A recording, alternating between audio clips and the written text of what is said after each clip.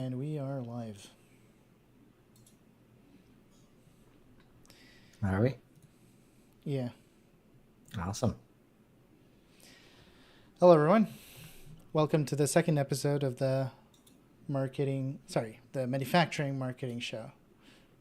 Subtitle Conveying Your Message. I'm your co-host, Salim Malouf, and with me is Chris Carolyn. Hey, Chris. Howdy. Nobody's going to notice that we've been together for the past four hours on a call prepping for this, so... So, today's episode is... All right, let me start again. What are we doing today, Chris, in Satisfactory? We are checking out Salim's sweet build. Q4, I think it is. Yeah. Anyone who's seen the last episode has noticed that we're playing a video game. As a background to our conversations, this is Satisfactory, first-person 3D factory building game by Coffee Stain Studios.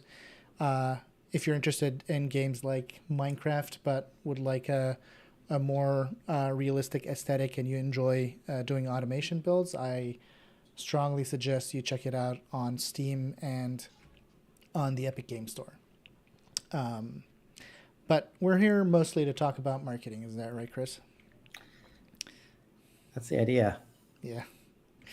By the way, I'm doing this as, this is like a quote unquote live practice. I can chop these up, but hopefully when our audience becomes in the hundreds of thousands, then we'll be the world class hosts that we want to be, right? That's absolutely right. All right. So the title of today's episode is Marketing to Marketers Easy Mode, ?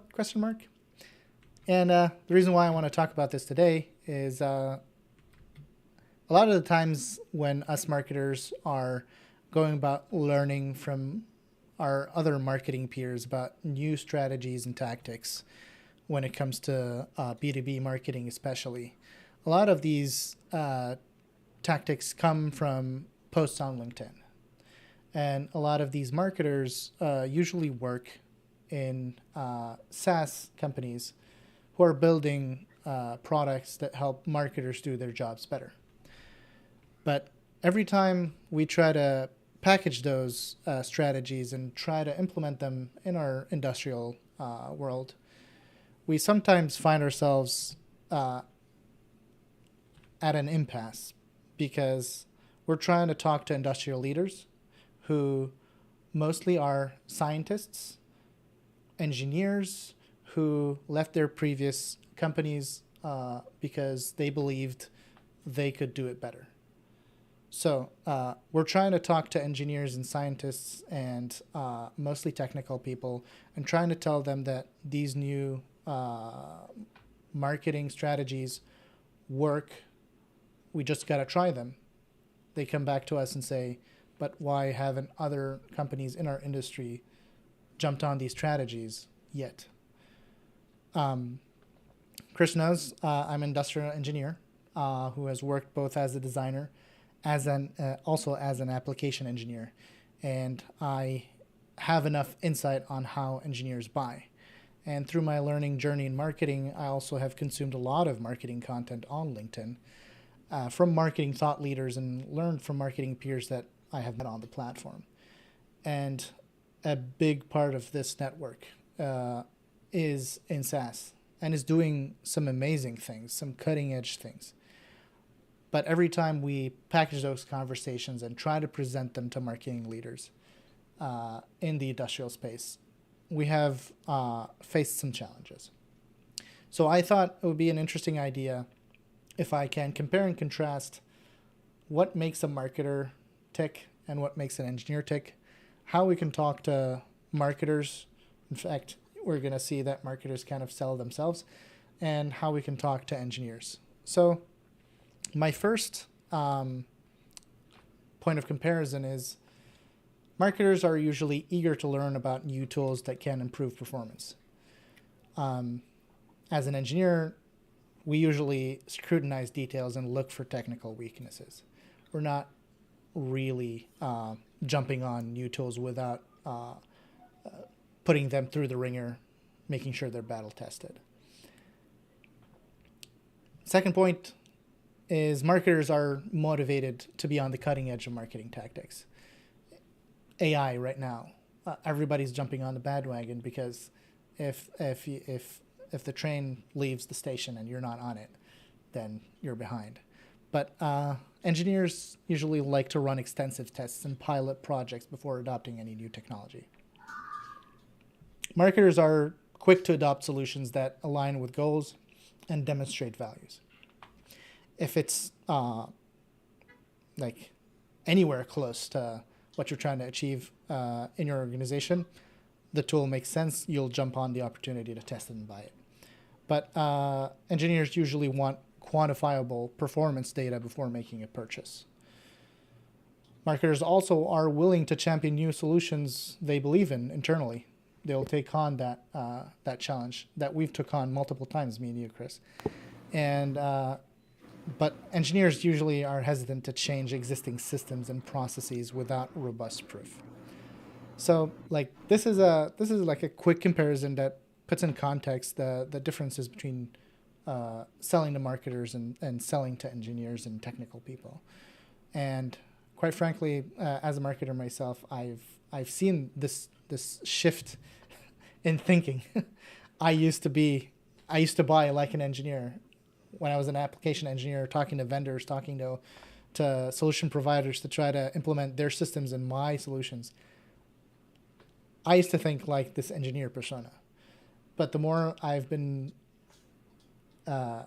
exposing myself to these cutting edge marketers working mostly in SaaS and trying new strategies and using new technologies and reaching these new heights that I couldn't even fathom, I'm starting to develop these marketer traits, and I kind of wish that a lot of engineers do the same kind of learning and education that I went through, to be able to catch up with us and be more eager to adopt these strategies. But they're not really successful engineers and building these amazing products if they hadn't adopted that meticulous, detail-driven, results-driven mentality that they have. So I'm interested in hearing your thoughts about this.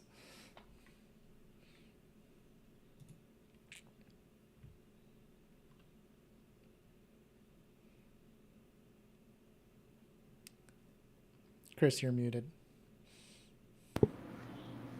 Yeah, so many thoughts on this. You did a good job of highlighting the differences and the struggles I've seen. Now, I'm not an engineer, but I did, make my way through the science ranks in school, ended up with a biology degree. Started out as a bench chemist in a industrial scientific industry of materials analysis for a long time. And this is all over the place. I think for me, the toughest one to swallow is the, wants quantifiable performance data before making a purchase. Right? And a lot of the things that marketers bring to the table, especially as you mentioned, why isn't anybody else doing this? Because the whole industry's saying that. Like, that's why nobody else is doing it. And the first person that does it's going to reap the benefits. But, that first person's not going to be us. So yeah, it's an interesting challenge to think about, and it's hard to overcome. So I have some talking points that I wanted to hit. Marketers' eagerness for innovation means they'll enthusiastically engage with you, be it on LinkedIn, be it on YouTube, Facebook, social media, on your website. They know where to go. They know that you want them to click on that form. They know how to find the information they need because they've built funnels just like we have. So we don't really need to push them down the funnel. They'll happily jump down the funnel themselves, right? Yeah. Yeah, Yeah. And I mean, some of it's like respect for, the good job that the post did. And, you're a marketer too, and you want to, give credit where credit is due. So it's like, hey, I saw it. I'm liking what you're doing. I love giving feedback in those situations because it's just so hard for us to get feedback sometimes. Stuff like that. the second point I wanted to talk about is getting marketers on board first helps gain internal champions who can sell to more hesitant groups. This is more relevant when talking about marketing solutions sold to marketers. It might not be true when we're talking about other industries. But what are your thoughts as far as our experience when trying to engage with vendors of marketing solutions? I, for one, if I see the value, I become an extension of the sales teams of that vendor. Yep. Internal champion is always helpful.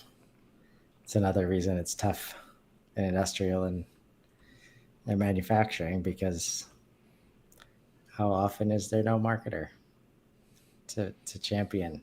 And then like you have no choice but to talk to the engineer or scientist first.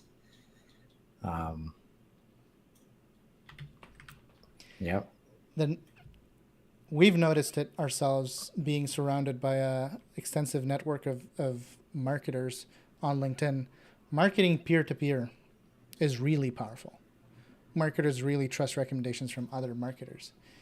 But that also has another side of the coin, which is fear of missing out. Whenever we see other marketers, using new solutions, we become eager to test those ourselves, because if they're using it, then we must be using it, right? We must be figuring out, why are they using it? Do they know something we don't? So we feel like if we don't jump on the latest, marketing automation tool, then they'll get the edge. We'll lose out. Do you feel the same?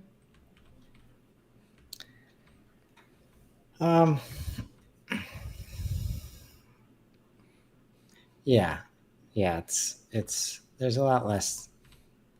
I mean, there's questions being asked. You don't always jump in like head first, but since we generally understand, the value props and all the, like, we're the ones with the problems that they're trying to solve. So it resonates with us a lot faster. And a lot of times when we're marketing to engineers, they don't fully understand their problems or all the ways they can fix it. So it's just another layer that's, it's hard to fear missing out if you don't understand what What you're you're missing. missing out on? Yeah. Right. Yeah. So talking about engineers, you really feel like you must put in the work to prove value and build trust through trials, and trying to go through marketers to peer pressure them does not work. Like trying to get in with some other stakeholder in the company and asking them to tell the engineers what they should do usually never works, right? Yeah. Like, We have to put in the work, go through all the documentation, all the, the sales sheets, the specs sheets, the white papers, the data analysis, the case study, and you better make sure it's not an anonymous case study that they could they could corroborate, or else they don't want a part of it, right? yeah. Um, oh man.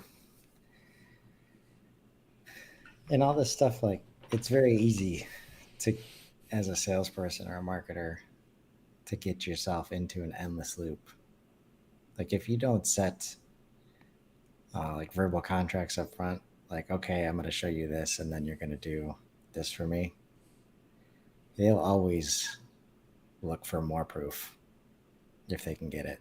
So you'll just be in this endless loop. And they're building trust through trials.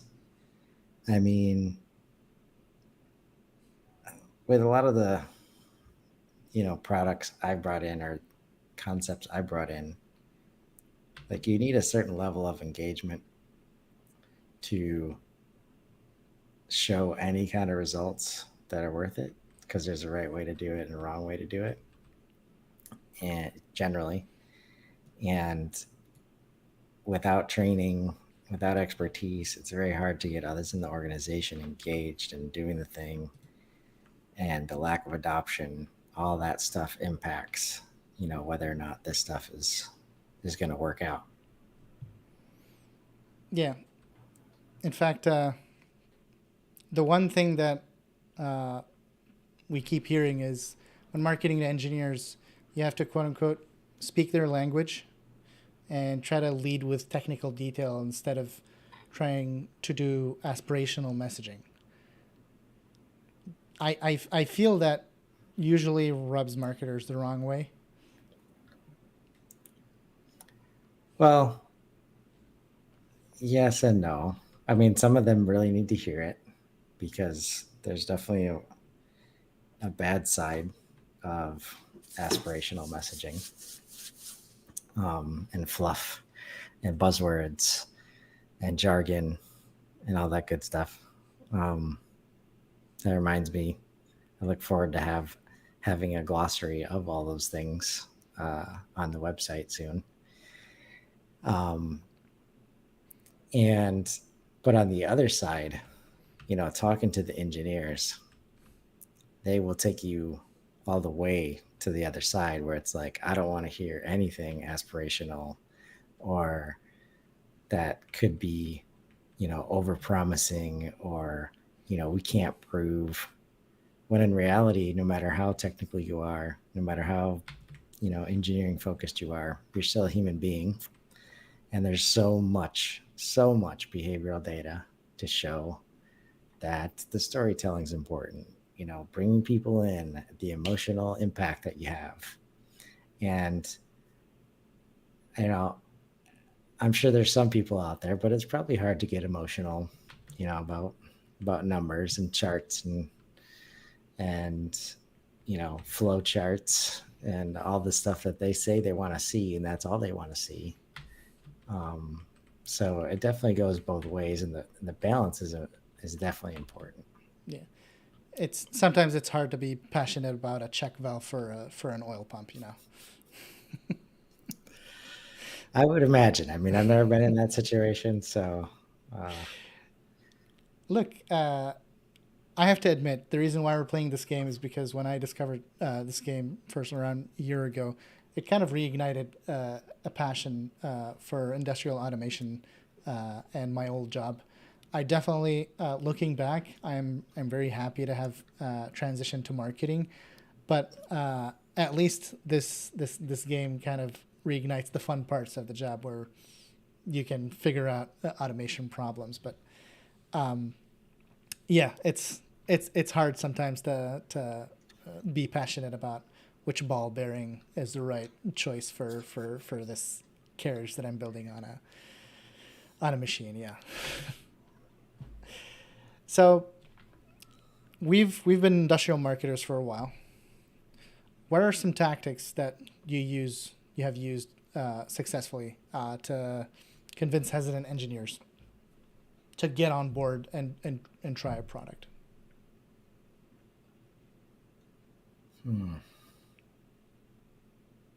I'll let you go first. Well, particularly in the building materials industry, samples have been a huge success, because the samples of the material allows them to, like, the size of the sample was designed to give enough room to do all the testing required, all the code compliance testing, because they do not want to trust us at face value. We can put together a lot of sales sheets and data sheets, and we can have third-party certification, But if they don't do the tests themselves, they feel like they cannot trust the product. And as a result, putting a lot of efforts in our sample fulfillment has been a really great boon for that marketing team. It has successfully impacted sales. This is the, I won't call it the best way, but this is like the surest way to ensure that they have all the data they need because they are able to extract it themselves. And that kind of skips the trust building phase.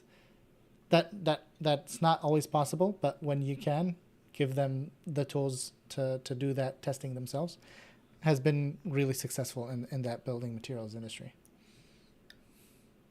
I mean, I'd say you're not necessarily skipping it. It just is the trust building phase. Yeah. Right. And I think with any human buying anything that they've never seen before, the show and tell, the showing of the thing is always going to be powerful and almost always a requirement, even like definitely, maybe more so with engineers and scientific minds, but um, you know, it the trust comes a lot faster when you can show people's faces, show the product, show the service in action. And that's where I think there's a lot of opportunity that people don't understand. Like, okay, well, I sell a $500,000, piece of equipment. I can't send out a free sample for that, right? Yep. And they don't want to come. They don't want to take their time to come to my manufacturing site. Well, if they're in the market, they do actually, by the way. But yeah. But no, that's where videos come in. That's why video is so powerful. Just showing how the thing works, getting on camera. And actually, the space, that I've been in, that analytical X-ray space, they've actually been doing, they were doing online virtual demos, well before COVID start, because that was really the only way you could get a demonstration of the instrument. So I think like most buying cycles, if you can show it in various ways, obviously, if you can put it in their hands, that's the best. But similar to the free trials, and that's always going to help move people along. By the way, if you look in front of your character, I dropped you two pieces of equipment. One of them is some bionic legs that help you run and jump faster. And another is a hook that you can use on cables to glide from one pole to another. Oh, man. Have you seen them? I don't know. I probably ran right by that. I went to the lake and checked out the power supply. And all right, I'll join you there. If you retrace your steps, you'll find them. I'll go check them out. So, as a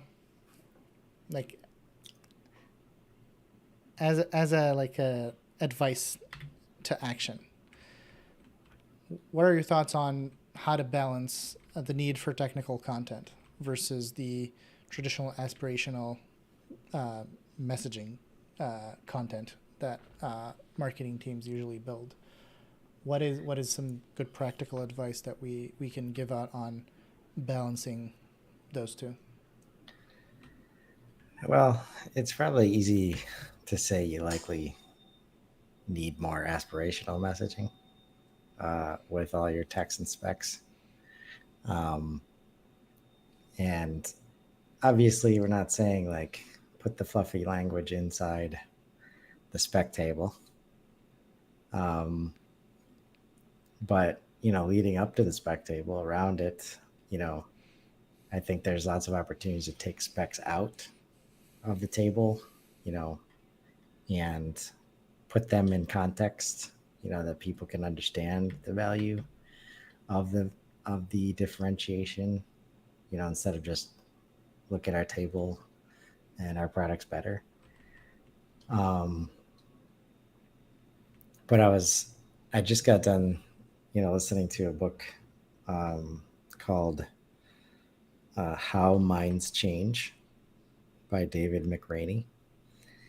And, he highlighted the fact that the more intelligent somebody is, the harder it is to get them to move off of a strong opinion they might have. Um, so that's where I think, case studies and other people like them getting value from the product are huge. And I think it's easy to, case studies are hard to get, right? Yep. But I think it's been more of a positioning issue. Like if you ask for a case study after they've bought, it's too late, Yeah. right? If you give them a case study, or if you ask for a case study in exchange for a discount, that's not the right way to go about it. Like maybe you get it, but you're getting it for the wrong reasons. And that's where again we could look to modern marketers to have figured this out already. If you're really delivering a lot of value, you bake it in to the sale, right? And it's that important too, that you really need to find a way to start getting these case studies and user stories, which again speaks to the new ways of doing things. Like if you suggest to a sales guy that you need to ask them to commit to a case study before they give us the money, They'll freak out. like, get the hell out of here. But it can be positioned in a way that says, hey, do you want to be recognized for your your use of this high quality product, or your transition into clean energy, or all these reasons. It's another way to say, hey, we're not this is another benefit you're going to get from working with us. Like, we're going to highlight and promote the fact that you are forward thinking and yada yada yada. So there's ways to get it, but again, it's traditional sales process, and it's people are sensitive to asking for things they're not used to asking for. In fact, was it 4 or 5 years ago when I was still application engineer? I was discussing with my manager that we did want to add a clause in our proposals that asks for, like, if you agree to this proposal, you're also agreeing to, one, us being able to take photos of our product installed and successfully running at your shop, and also we would like to use you as a case study in our products. But I did receive the same challenge of, well, we'll lose the the quote. So I believe this is a conversation that's has been happening in the background for years, but we haven't seen a lot of progress on that front. Right. And if they're not going to buy your product because you're asking them to do a case study, probably not a good fit customer, or they're probably not going to buy the product anyways. Yeah. Yeah. So I found the Zipline thing. Yeah. Like, how do I use it now? So first, did you get both? Yeah. Yeah. You open your inventory, double click the legs. They'll auto equip on your legs. Yep. And double click the zip line, or put it in an empty hand slot. Yep. And all you have to do is jump towards a cable, like a power cable, and click left mouse button and keep it clicked, and it'll latch on. I'm about to fall to my death, probably. I should then make you a parachute. You have to keep it clicked. Yep. All right. Is it working? Um, it should work. I'm just afraid. Oh, I missed it. I didn't die. We're good. Good. All right. So All right, what else we got to tap? I think this week and the week before, there's been a lot of conversations around AI and AI use in marketing, especially. And I had some thoughts about it. I posted on LinkedIn, and a lot of people interacted with it. So we thought that, especially since we're both users of AI, I thought it would be a good idea to share our insights. And of course, as SEO specialists, we know that trending topics also help with reach. So we thought that Chris could show us some of his processes around AI and how we think about AI. Yeah. Again, like, we're probably in the marketing echo chamber, hearing about AI as much as we are. I think this is probably another tool that is going to be easy for industrial manufacturers to sleep on. Like, I found an article about AI for manufacturing, and it was all about like, the manufacturing process and production and nothing like we've been talking about on the content side and marketing side. But at the end of the day, it's just another tool. And those that learn how to work and use the tool effectively will outpace those who do not. There's definitely going to be a lot of shifts. We don't know where exactly, but a lot of admin activities, all the stuff that you think could be, you thought forever that could be automated by AI. Well, those are going to be the first things to go. But there's lots of upside for those. There's human elements to a lot of the things that we do. And those that figure out how to use that piece with AI effectively are going to, blast ahead. And we're already starting to see resumes, with AI capabilities, listed. Prompt Not engineers. resumes, but job descriptions, right? Yeah.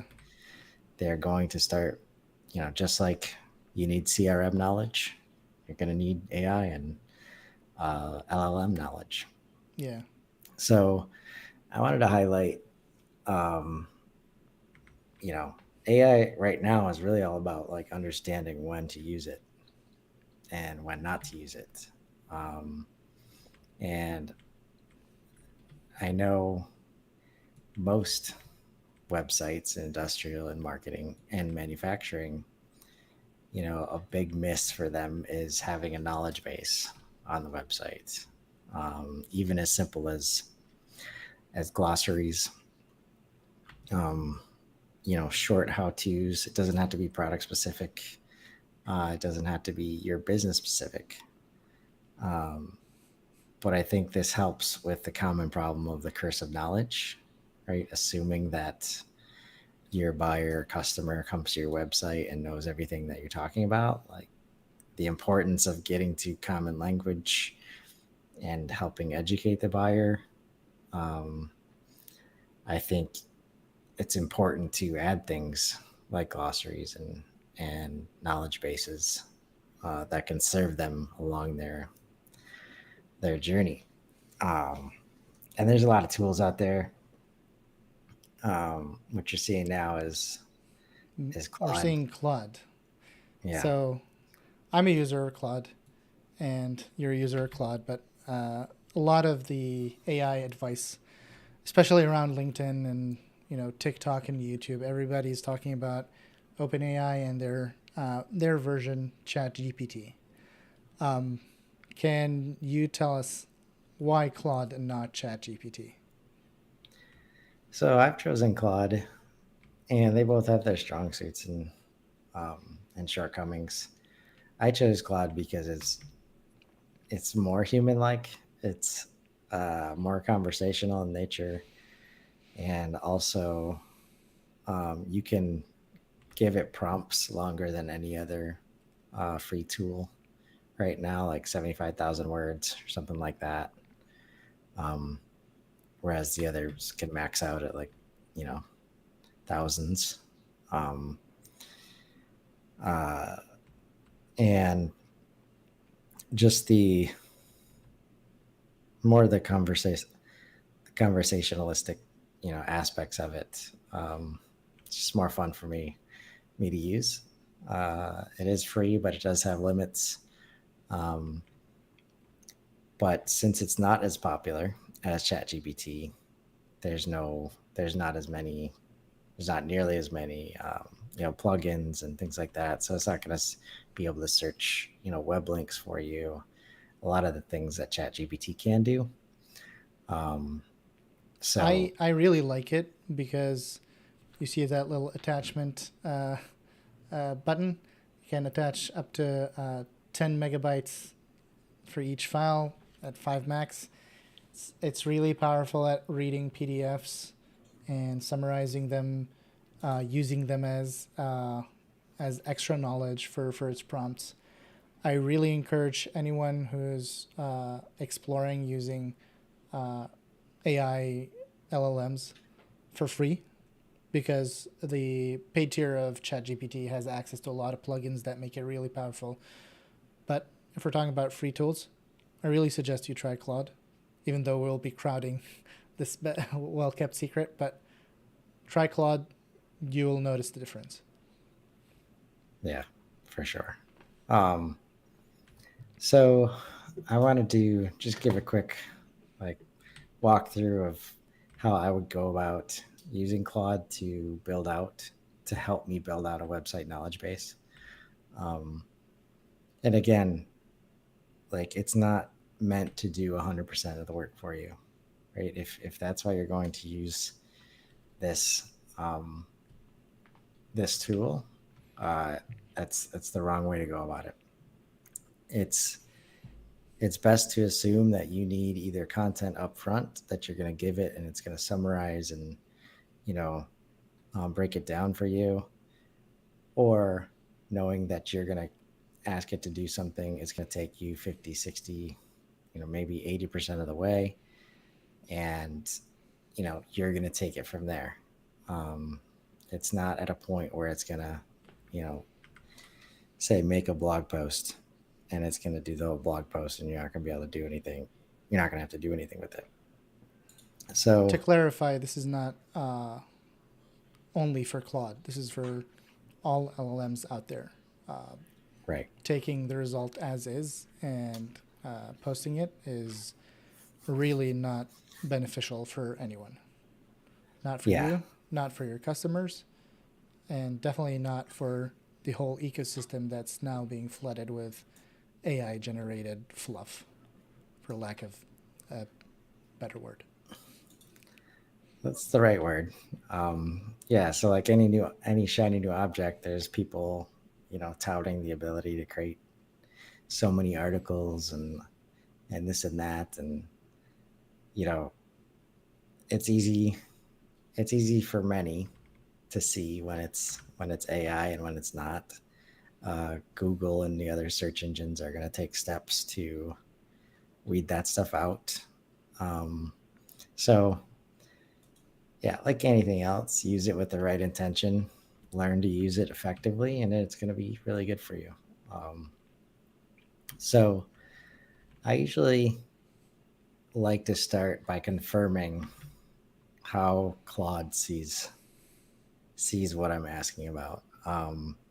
Again, even though it's all powerful, all knowing, um, I can't assume that we see things the same way or that I understand things the same way he does.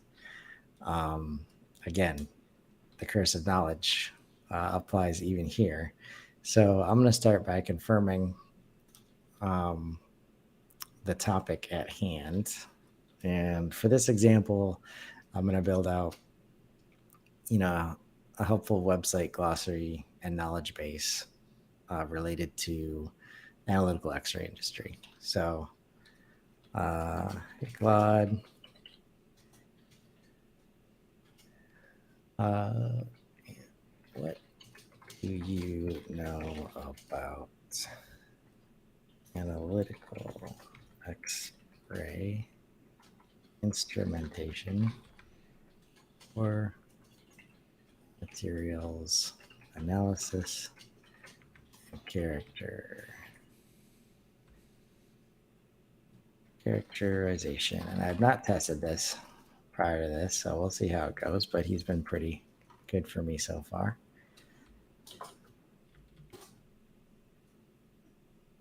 And it's got a nice chat interface, which, ChatGPT was first to market with that, I think. And, everybody followed suit because it's nice. And, actually search engines like Google are going to have this kind of experience at the top of your search now.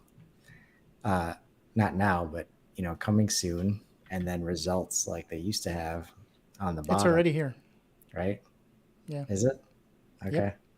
And that makes sense because I found myself switching to Claude when I would want to ask a question about something, just because I knew I'd be able to have the conversational experience. I'd be able to take it to the next, question and the next question. So he answers, here are a few key things to know about analytical X-ray instrumentation for materials analysis and characterization. This is an opportunity for us to re-emphasize that if you don't know your subject matter, AI can lead you to places that are not fun. Us as humans who are prompting this AI need to be able to read the content and confirm that this content is correct, or else it's like the blind leading the blind, right? Right. Yep. So definitely the deeper you want to go on something, and statistics is an easy place for it to get tripped up. Always look for citations and where to get the information from. That's where you have to be mindful of the kind of content you want out of it, because obviously if you have to rewrite the whole thing and that wasn't your intention, then it might be a waste of time for you. But a lot of the ideation it can provide, even if you do have to rewrite it, it's helped me find gaps in my understanding, helps me with flow, structure, all that stuff. So we've got X-rays can be used to analyze the structure and composition of materials non-destructively. Good start. X-ray diffraction, X-ray spectroscopy, X-ray imaging. So right away, for me, this is exactly what I wanted to see, that he's going to hone in on these technology, types and techniques. But also right away, Salim, do you know the difference between X-ray diffraction and X-ray spectroscopy? I have not had the honor to work with these technologies, so no, I do not know the difference. So right away, we're seeing terms that most people probably don't know. And these are the kinds of terms that I anticipate once I ask him for the glossary, he's gonna explain things like these. And, a common understanding is that, our customers are from this space. Why do we need to define these things? Right? They know these things. Well, your customers also have to hire people. And sometimes those people aren't from the space. So if you can provide a place for definitions and trusted understanding of the topic, now they can use your website to help train, their new people. And that's another way to give value to somebody who might not be buying an instrument right now. It's often a great way to put yourself in front of competitive users. Um, and he actually starts to, describe some of these things here in the rest of his bullet points. So I'm gonna fine tooth comb all this, but he did good enough for me. So now, since I'm going to ask him um, to create a knowledge base, I'm going to make sure we're aligned in the understanding of what that is. So I'm going to ask. First, I always like to say thanks. And not only do I want to be nice to the robots, it's also helpful to confirm that their answer is what you were looking for so that they know to keep drawing on it later. And Right, also, so Claude? you're not the first one to go when the robots have their Right. uprising. Yeah. When they uprise in like 6 months. Hopefully I'll be on the good side by then. I Thanks, know I'm Claude. It not. looks great. um, let's see. Most of the time when I'm talking about marketing stuff, it's like a concept or a framework.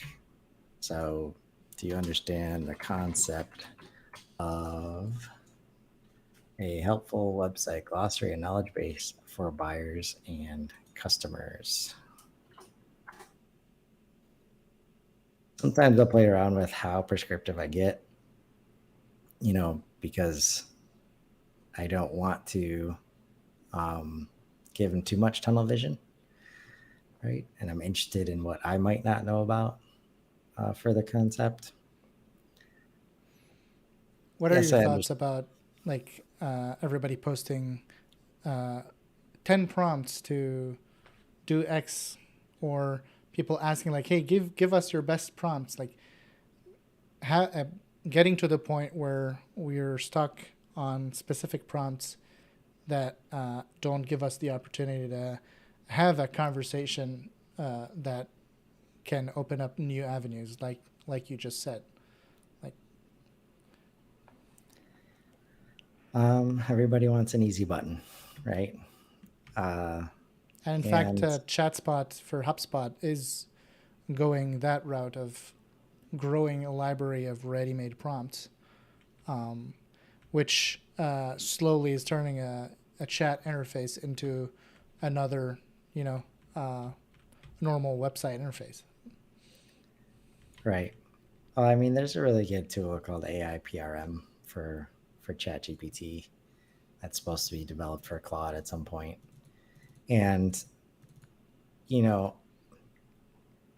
there's definitely value in not doing and not having to do the work that somebody has already done before and already figured it out.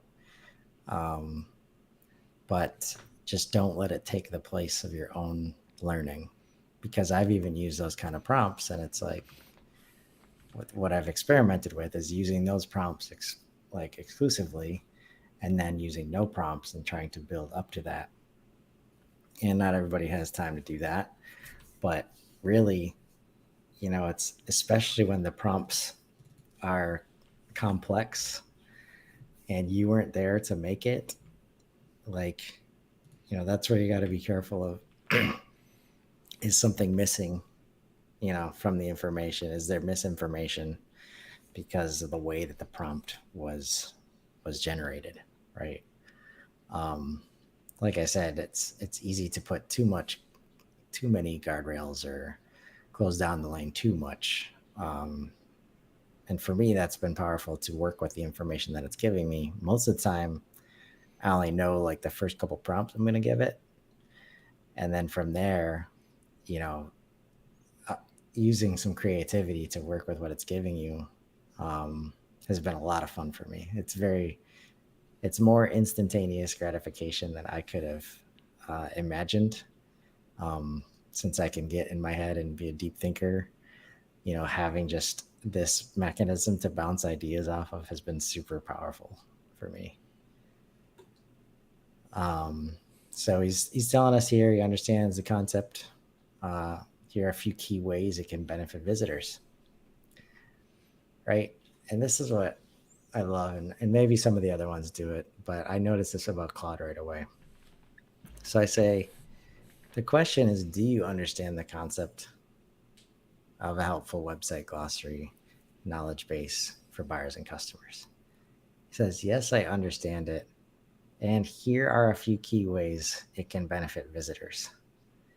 So the way it adds on to the answer, like instead of just saying, um, yes, glossary and knowledge base is something that defines key terms and jargon, provides background information, answers common questions, promotes self-service. Like he goes into detail, and it's helpful for me because it explains things in new ways usually that I haven't heard of, while also confirming, his understanding of the subject matter. Um, so looking pretty good. And again, it just points out all the reasons that you should have one on your website, builds trust and credibility. Some of this is table stakes. Every little bit helps. And if it can help answer their question in the moment, it's +1 on the trust instead of, -1 on the credibility, because you're not addressing a topic that every other competitor is. So in summary, an effective buyer customer glossary knowledge base empowers visitors with information to understand products better, self-serve for questions, and ultimately drive higher quality buying decisions and improved customer experience. I think we should just, bring this guy on the team, Salim. Just have him on the episode every time. Looks like he knows what he's talking about. So now that he's confirmed both what I want to create and the topic that we're talking about, I've got a prompt prepared here.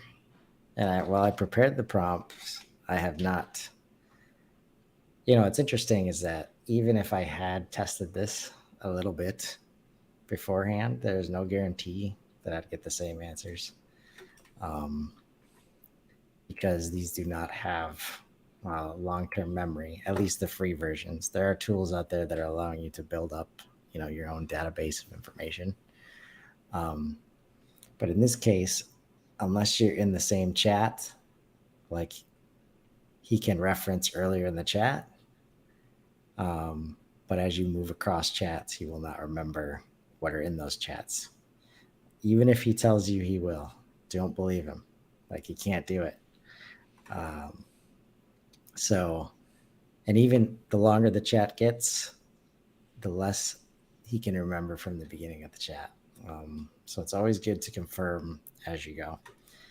So I'd like you to draft a helpful website glossary and knowledge base for buyers and customers who may need analytical X-ray instrumentation for materials analysis and characterization. Write the definitions and explanations from the perspective of an instrument manufacturer. Be sure to include entries for commonly used acronyms like XRF. And don't forget to say thanks. That was perfect. Now we're watching this live. Yeah. Here goes nothing. Here's a draft glossary. And again, like, this is a higher level thing that I would trust this tool with, because again, what is it accessing? It's accessing the internet. There are lots of glossaries that exist, but usually to be clear, it's accessing a version of the internet, a snapshot of the internet. Yes. Yep. The updates that you hear about, usually that's what's one of the things that's being updated. Like I think Claude updated in middle of July, and it went up to April of this year or something like that for the snapshot in time. So here's a draft glossary and knowledge base. One of the issues I have had with Claude is getting him to be expansive and give me lots of words, right? He's comes at it from a place of being concise when possible. So it's easy to not get a lot, right? So we just started out with some terms: X-ray diffraction, X-ray fluorescence, X-ray photoelectronic spectroscopy. So, I believe here we have two choices: either ask them for more or ask them to expand on the existing, right? Right. Yep. So let us know if you need any part of the glossary expanded on. We're also happy to provide guidance on selecting the X-ray instrumentation that best fits your materials. That sounds like it's almost pulling directly from one of the manufacturing websites, Yes. which is also something to keep an eye on, right? And there's been a lot of cases where it pulls verbatim, not Claude specifically, but in general, LLMs, and people just run with it. And just be careful. Don't post your competitor's copy. Exactly. As is. Let's have them expand. That looks great. Can you give me another set of definitions of defined terms different from this first of terms?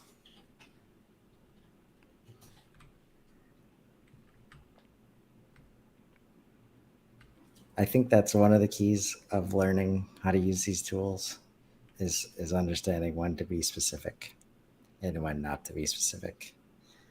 How much room you can give it. Because if I hadn't highlighted, I felt that if I didn't get specific with different than this group of terms, then it could have given me new definitions or different definitions for the same terms that I got the first time. Yep. Right. So I did get second set of terms here. So let me know if you need any of these defined terms expanded further. Happy to provide more details on our instrumentation options suitable for each analytical technique as well.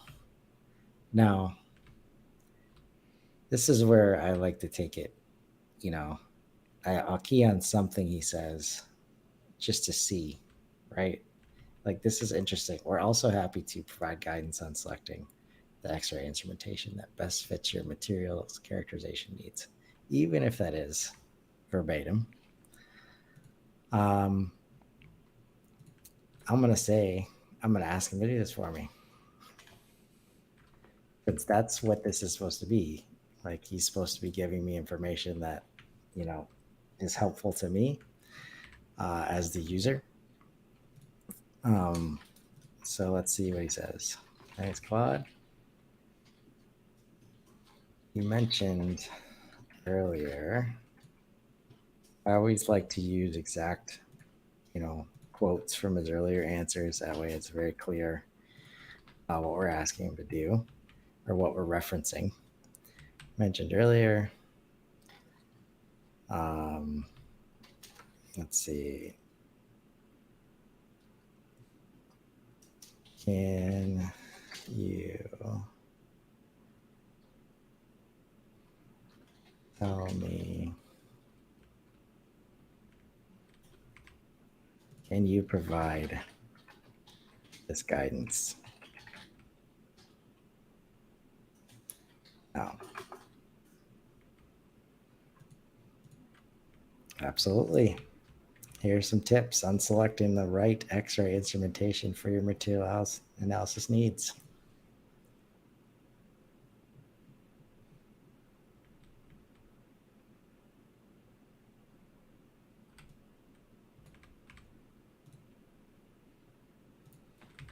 So not only can it help you, do the thing that you're asking it to do,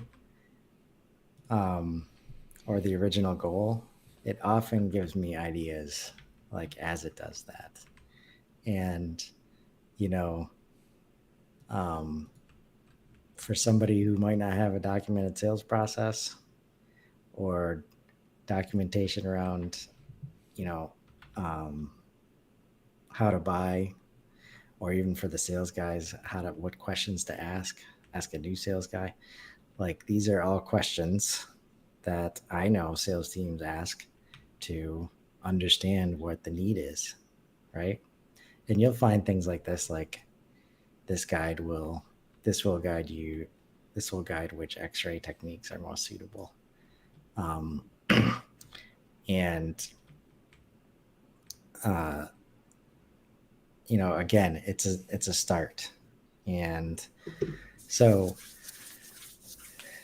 when you think about how this stuff can be used, it's definitely more than just marketing content.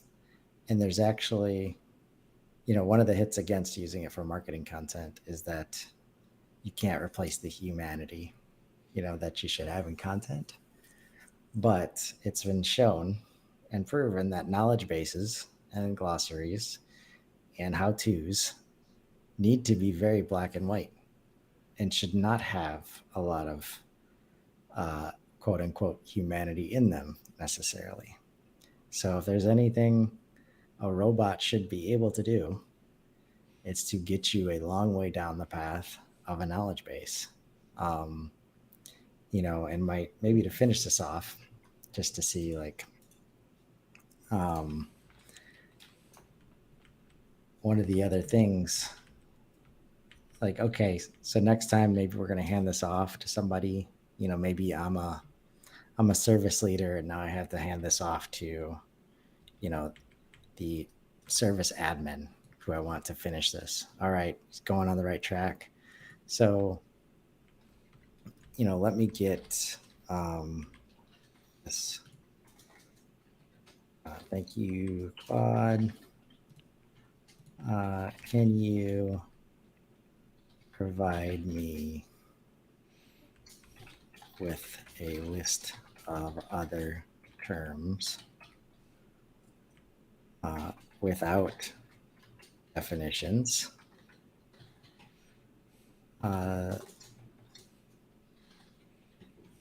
that should also be included in our website knowledge base.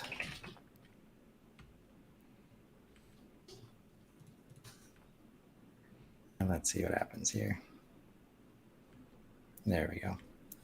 So again, at a very high level look, these are all like relevant terms. And so multiple ways that you can, mix and match formatting content, get the party started, if you will. Now, somebody else that's using an AI tool, could be Claude, could be another one. You just say, hey, I need you to create a glossary of these terms. And now you just copy paste, hey, I need definitions for all these terms. Right. So multiple ways you can get these things to work for you. And this is the kind of admin stuff that I think once people realize what they can do with the tool, and now adding valuable content to the website, which is thought to be a long, arduous process because I got to write articles and I got to proof it and and we got to draft it and review it over and over. Like, this is a different class, and this is a way to bring value in a short period of time. So let's get practical.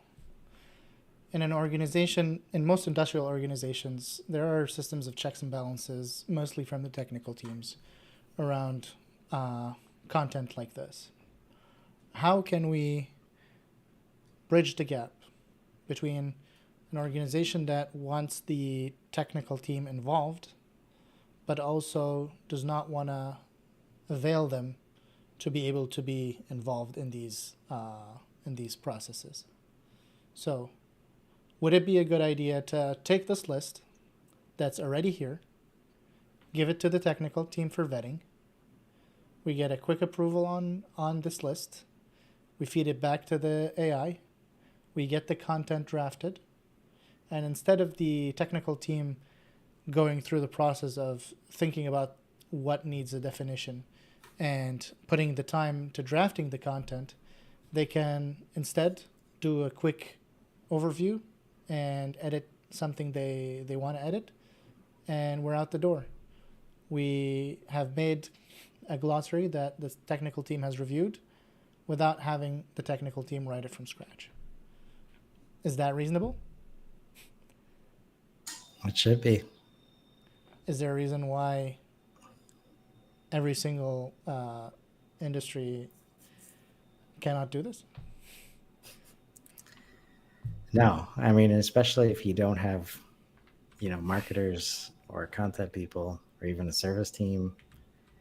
At some point, there's an expert in your organization that I guarantee you has been wanting to do this for a long time.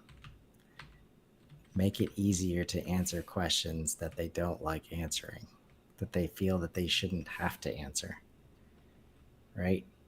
If only we had a place on our website where people could get the information themselves. Well, now, like, the excuses are almost gone, because the amount of time it takes to create this list, throw it in front of the subject matter expert, confirm, hey, are these definitions that would relate to, our products and the value that we provide customers? Yep.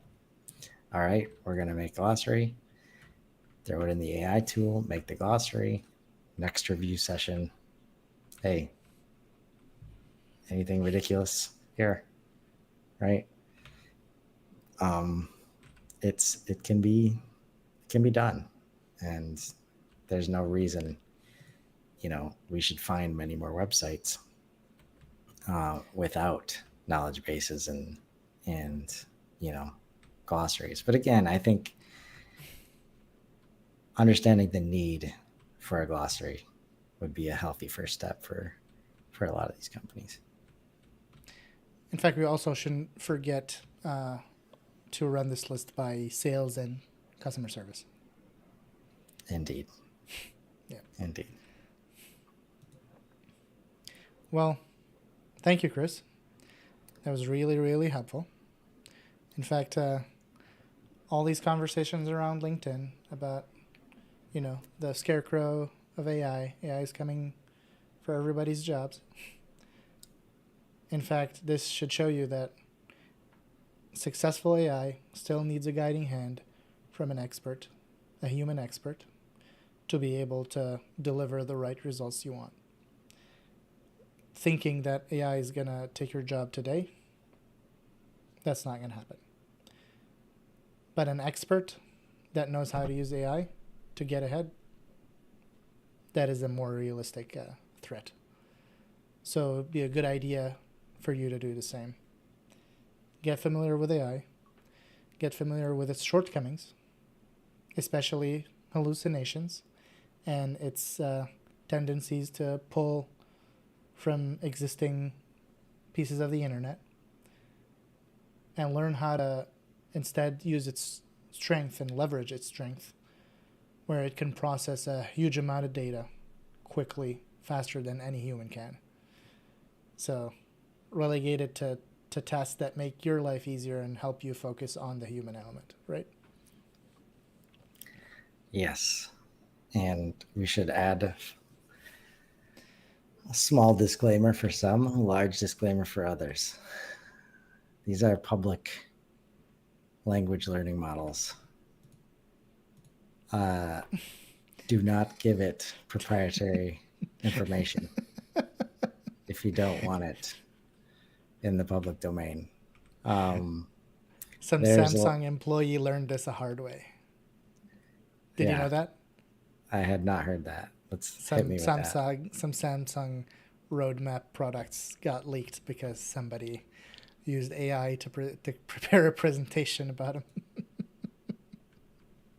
Yeah. There's so much we don't know about what's about to happen with these models. And there are ways to, create your own for your business. But then you gotta, I think I've heard that it's more energy intensive than Bitcoin mining. Right? Yeah. So this is like, if you have any sustainability initiatives, that's not the right way to go. Right. So all your work to just transition to the cloud, like now you might need a bunch of on-prem stuff just to handle your own LLM. But yeah, so there's, tons of legal questions around this as far as, understanding how it's getting the content and how it's presented and when is it, copyrightable related to image use. And, there's so many things that are being understood. So again, just learn about it, understand what it does, what it doesn't do, what you can use it for, what you should use it for, what you shouldn't use it for. And, figure out where it can be used to help you and use it for that. But that disclaimer and that example highlights the need. If you start using the tool, two things. If you start using the tool, you need a policy around using the tool, just like most of the other policies that you probably have around using cloud-based systems, browsers, browsing, all that stuff. But number two, if you're a company that is big enough to have a legal team, talk to legal. Yeah. And if in that case, you probably already have a policy too. But number two, if you yourself as a leader or somebody from the leadership team or even the manager of a team, you might not be interested in this, but you have a staff that lives in the real world that is hearing about this stuff all the time. And just because there's no policy doesn't mean they aren't using it. So again, understand that these tools exist. And just like somebody can go use Google to help find an article for a presentation, they can now use AI very, very easily. So it's best not to, put your head in the sand on this, educate your teams on it, and, put that policy in place so that they could use the tool effectively. All right. Well, enough AI.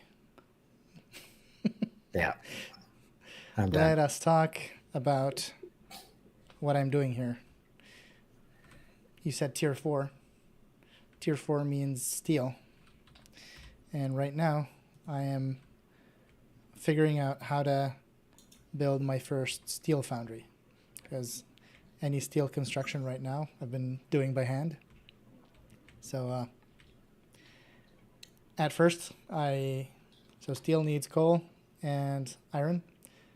And I had found my iron deposits close to where I started generating power. So now I'm diverting some of the coal that's made for generating power, since I have an overflow of 200%. Now we're going to pull those into this this new steel factory. Awesome. Moving on up. I actually did ask AI to help you in this game.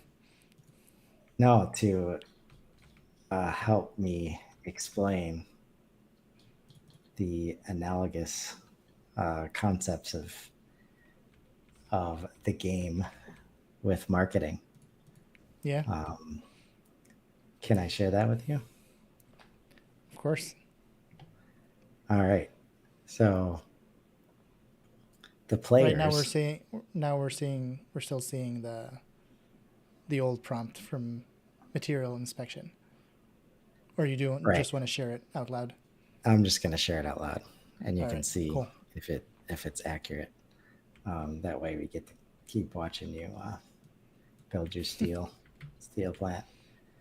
So it says, here's how I would explain marketing using Satisfactory as an analogy. The players are like a business trying to manufacture products efficiently. The resources they collect are like the customer data and market research they gather. Exploring and setting up mining outposts is like doing market analysis to understand customer needs. Building conveyor belts is like establishing marketing distribution channels to deliver your product or service to customers. Constructing assemblers and manufacturers is like developing products and services that meet your customer needs. Optimizing the factory layout is like fine-tuning your marketing mix: product, pricing, promotion, and placement, the 4 Ps. Expanding production lines is like growing your business by entering new markets. Unlocking new recipes and technologies is like innovating to improve your offerings. Monitoring production and solving bottlenecks is like measuring marketing KPIs and improving ineffective marketing strategies. Providing power is like powering all marketing efforts with budget and funding. Overall, the goal of efficiently automating production of advanced items in Satisfactory is analogous to the goal of marketing: to understand customers, create value, deliver it effectively, and grow business value. The player's factory is their marketing machine. Come on. So good. Slap an AI voice generator and you don't need me as a co-host. Right? This is an example of the fun stuff that you can do. You know, I'm always coming up with things like, oh, it'd be cool if this, then that. You know, now you can just throw it into the AI and see what happens. Yeah. It's a good time. All right. Let's talk about some developing topics, such as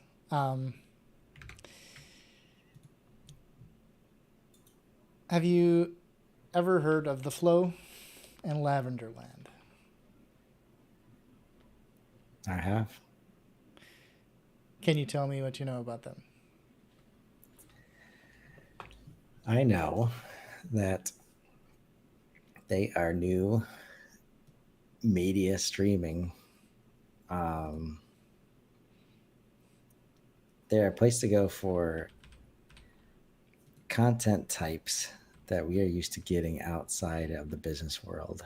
So streaming shows that in a way that you can get on Netflix, except they are, you know, specifically targeted for B2B, I think, with like how-tos and, you know, some fun entertaining stuff, some strategic stuff, you know, just packaged in a new way, to be delivered like we're used to being, you know, delivered at home with with Amazon Prime and Netflix and Disney Plus, all that stuff. So people listening to us are like, what is a streaming service for B2B? That's a novel concept that, well, around 2 weeks ago, end of July, two SaaS companies launched what they called a B2B content streaming service. Instead of the typical flagship show that marketing strategies usually revolve around, like this one, they opted for a large portfolio of smaller shows. And these shows, some of which we have seen before, like The World's Worst Marketer. You're familiar with that one? Mm-hmm. Or series like Lavender Joe, which were a content marketing initiative by Lavender that got repurposed into a show. So shows like these, as well as new shows that were developed specifically for these platforms. And we're also seeing something interesting, that there are some new SaaS products that are starting to come up that are purely built to support something like this. They help you build a media consumption interface that is identical to streaming service such as Netflix and Hulu. And with attribution software similar to what HockeyStack is building, this tactic is starting to seem less crazy. And I like hearing it from the man himself, Abaid, who's the head of content at HockeyStack, the company that started The Flow. And he talks about specifically the content marketing concepts that we've been working with for the past 5-10 years. So he says, we all agree that content is a major driver of growth and consistently creating it is necessary. We agree, right? So the logical step is to go and create content. Okay. But we have so many purposes to accomplish. People need to learn about our product. They need to learn how it works, how it helps, etc. Okay, so you create content based on each of these targets. And you create an academy, you create case studies, other resources. Cool. All right, but they also need to know how they can achieve outcomes that we're marketing in the first place. They need to know what changes this product helps them adapt to. Okay, you'll craft a strategic narrative that ties all these pieces of content together and deliver that narrative with a unique point of view through different forms of content. Okay. Then he goes on to say, we need to build admiration for our brand as a way to stay top of mind, and we can't do that by talking about our product or narrative all the time. And I would like to pause here and say, this is where we usually lose the industrial audience. Because for them, that's the value. People who are looking to buy the product need to learn about the product. That's the content that needs to be created. So let's follow our product. Get out of here. Yeah. So let's see where he's taking us. He says, okay, so let's create entertaining content and make it relevant to our audience and their interests. But the whole reason we need to stay on top of mind is so they think of us when they are ready to buy. So we can't be entertaining for the sake of being entertaining. But we also can't just put our products in front of their faces. Okay, so let's create memorable content. And I would like to say that that's an interesting concept that I would like to discuss, memorable content. I would like to say that most of the industrial content that I've been exposed to the last 10 years, I can't remember a single piece. Most of it is transactional. Most of it is fulfilling the need that has been created for. And just you don't remember anything ever again about it. Okay, so we'll create memorable content, And that also associates our product with certain outcomes in their minds by using creative concepts to depict those outcomes. Okay, so our goal is to achieve a balance of product, narrative, and entertaining content. Cool. But we need to make sure the people we're creating this content for see all of this content. And also, to stop here, our recent strategies have been to distribute it through social. But the fickle nature of social media algorithms puts us in a dilemma of, are they seeing the right pieces? Are they seeing, let's say we have a series, are they seeing 1, 3, and 5? Are they seeing 3 before 1? We don't control how people are getting these posts delivered. We're at the mercy of these algorithms. So he's saying we need to make sure the people we're creating this content for see all of this content. Cool. Let's distribute it on social media platforms they spend time on through organic and paid efforts. We can start with 1 or 2 platforms we already have a presence on, then expand from there. And this is what I just talked about, leveraging social media. But then it comes to the point where I just said, like, you're not in control of how people are watching this. So the next step in this process is housing all of this content in one place that you own, where you control the experience. That sounds awfully like a streaming platform. So I know it was a long process, but now creating a streaming platform does not sound so crazy. And to be clear, we all understand that this is a page on the website that has video content. The concept is not unheard of, but the positioning is what is new. It's always been, check out our video tab on our website, our video page, right? But this is the first time it's being positioned as a streaming platform, because there are expectations from your personal life, from your personal consumption of media, what a streaming platform is, and that's how they're positioning it. So I have to say, I'm excited for what this brings, because not only does it make sense as far as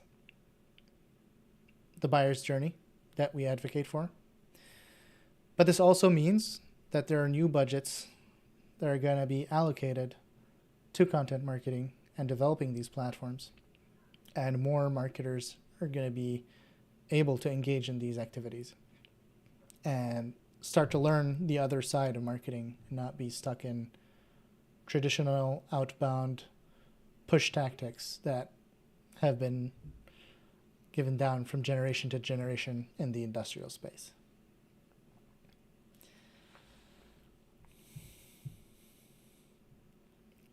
You're muted. One can dream. Yeah.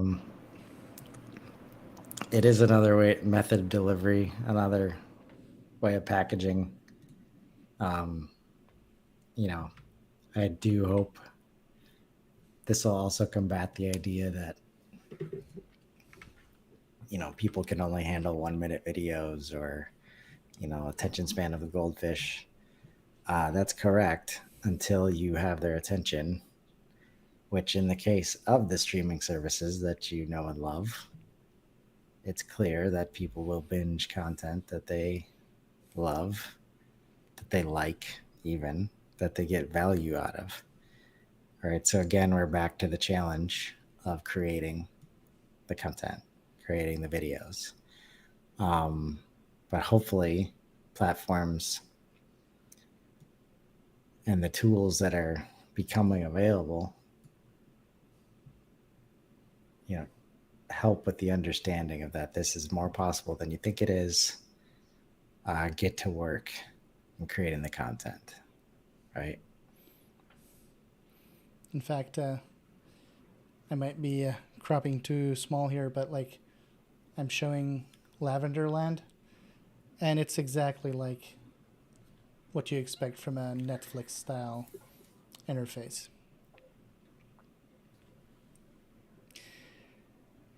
Exciting stuff. So, Chris, how are you feeling? I mean, it's the next See, step, right? And if we are asking people to think like media companies, to have the media company mindset, this is where media companies are right now. Streaming stuff, creating streaming experiences. You're not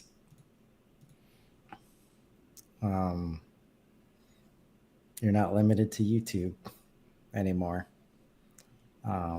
If you want a compelling experience where people can get all the content, there's tools available, and there's a specific platform supporting these, right? yeah, the platform that is supporting Lavenderland is called Audience Plus, and they've been doing a great job at creating an out of the box, tool set for marketers to not be busy about the technical aspects of building a streaming platform, but focus on filling it with the right content that the customers want to see, both useful and memorable at the same time. Can't forget to have fun sometimes. Yeah. No, I think it's like taking a learning center to the next level, and just changing like you said, the positioning a little bit. Like instead of clicking on things one by one, eventually it'll start to serve up the content it thinks you want. Um, again, trying to mimic that at home experience or at work for some people, uh, you know, that you're used to getting as an individual. And now, um, knowing that you're still a human being and still appreciate content experiences like that,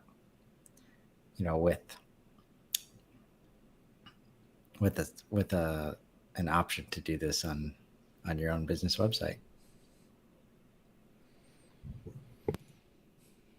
How about we change the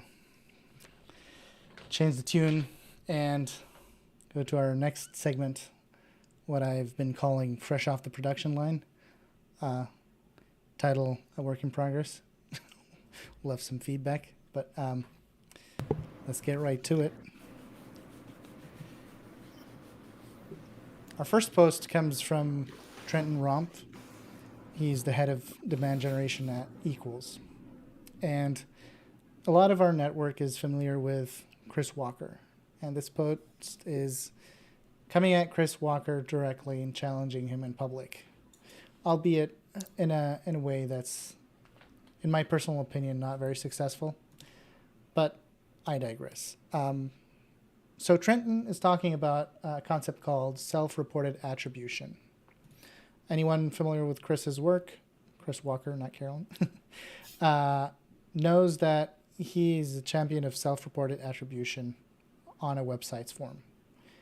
And what it looks like is an open text field that is a required field on your form that asks people, how did you hear about us?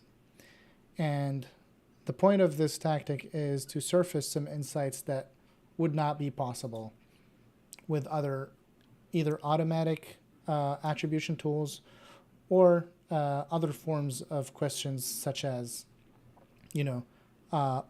drop-down lists to make sure that you don't get garbage data. So Trenton is posing 4 challenges to Chris about this methodology. His first challenge is the open text gives the opportunity for garbage or troll entries. And Chris has responded in a comment down below. He says, testing is the answer. Junk entries might be a symptom of issues farther up the demand gen pipeline. And I find this this answer interesting because he's basically saying if you're getting junk entries, then you're doing demand gen wrong. And I believe it's true. People will not be coming to your website to fill out a form and are willing to put in junk entries if they were the right people that you were seeking to attract. And I'll ask your opinion towards the end. His second challenge is making it required might be quote unquote painful for people to convert. And Chris's reply is basically this only brings valuable information if every form fill has a data point for it. If we don't have a full set of data points, then this might give us the wrong conclusions. Third challenge is who to trust. Do we trust this, or do we trust our tracking software and UTM links?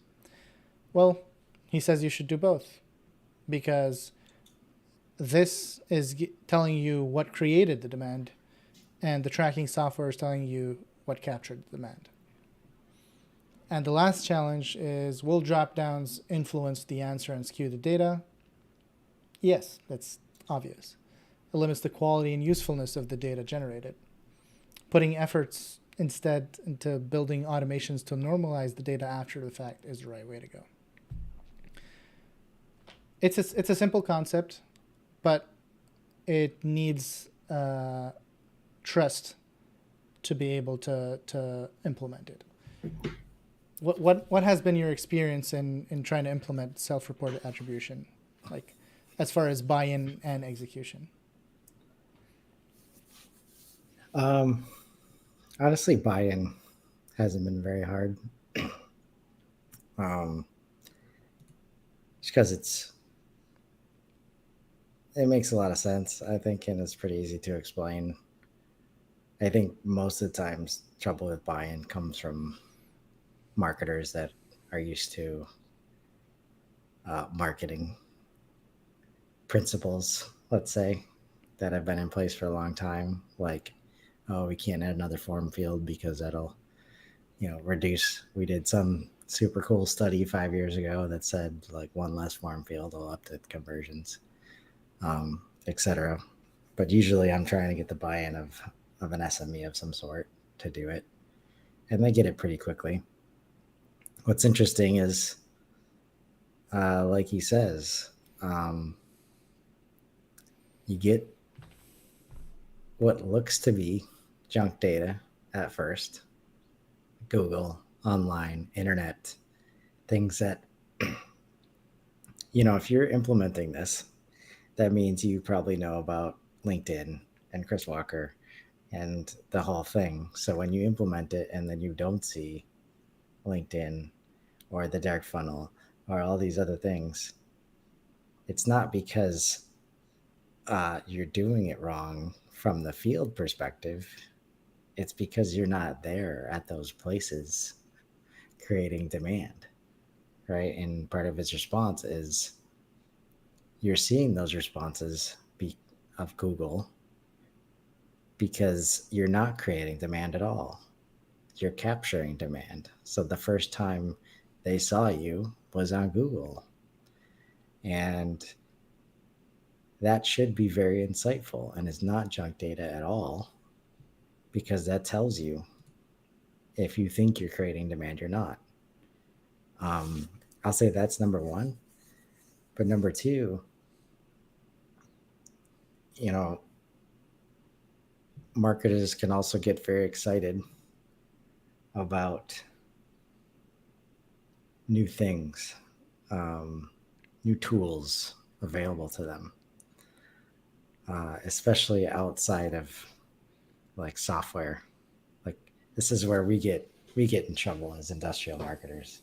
We say, oh, SaaS is using this thing and it looks awesome, I'm going to start using it.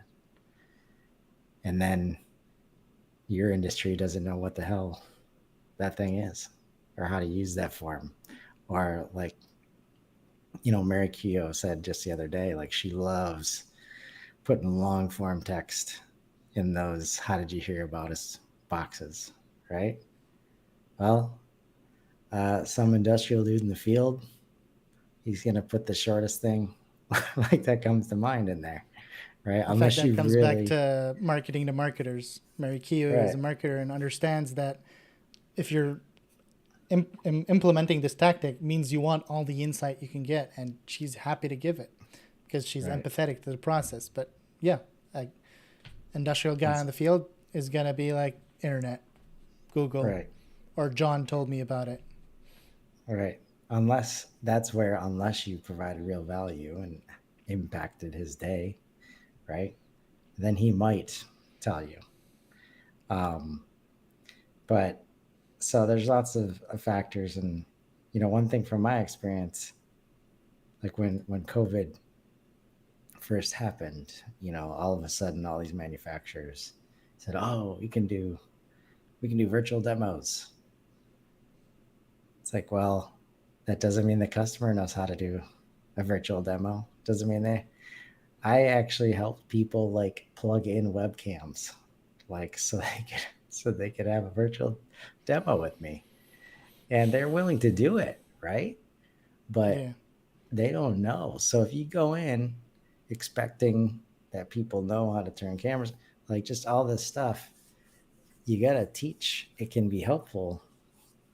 And that's value that the marketers themselves can provide. Like it doesn't hurt to talk about new marketing things for your industry, new ways of doing things, because you're also teaching, your sales team why this field is important. You're teaching other stakeholders, you're teaching customers, you're making it clear that you want this information and why you want it. So maybe next time they use the form, they will give you a better answer, right? I think that's missed. You just throw these things out there, and expect people to start using it as intended.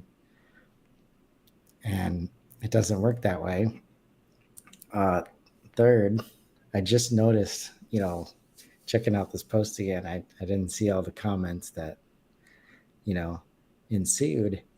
And there's this one comment that says, Chris Walker, unfortunately, the custom built CMS our client uses does not currently have the ability for a free field.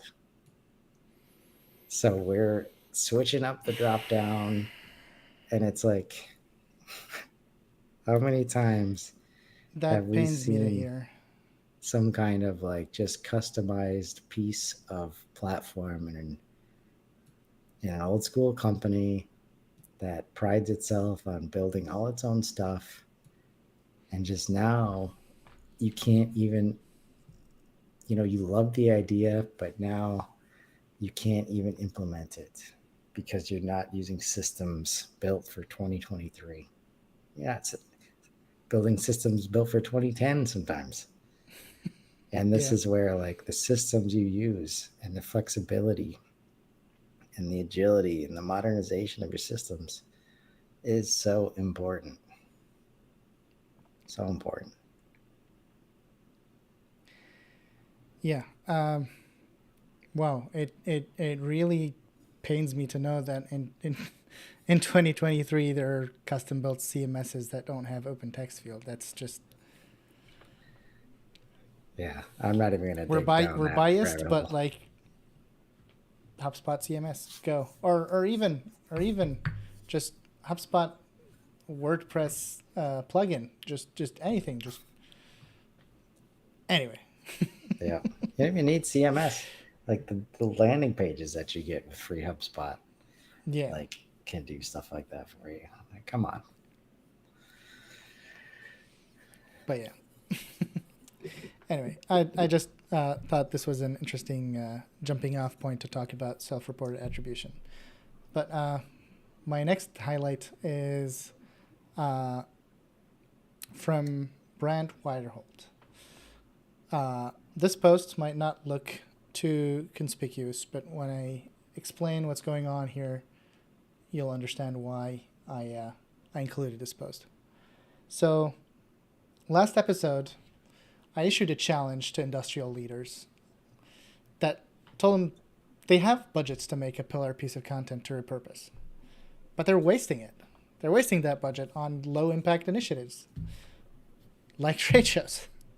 So I really wanted to highlight this post because Brant is a perfect example of doing an amazing job with what little resources you have. Brant is the CEO of Agile Automation. It's an industrial automation solution provider and service company. Their employee count fits on a single hand. However, that hasn't stopped Brant from doing the right thing. He called his president, invited him on a call, told his fellow industrial automation owner, and it's like, hey, let's talk shop once a week and record it. And if you've been following him, most conversations include something they are showing on the screen, but it's never a 20-minute presentation. It's usually a visual aid to help the conversation. And recently, Brant started inviting other industrial automation experts in the industry and sharing their expertise on this on his new platform. And he's raising the whole industry and educating his customers in the process. And he's been very diligent in posting clips of these conversations. And I have to say, the engagement is amazing. This post has 33 comments and 14 reposts. There are 14 people that have found this clip so good, including me, that reshared it to their feed, to their feed. So, like, if Brant can do it, what is stopping companies that are better resourced than Brant from doing this? I have an idea. I'd love to hear your take.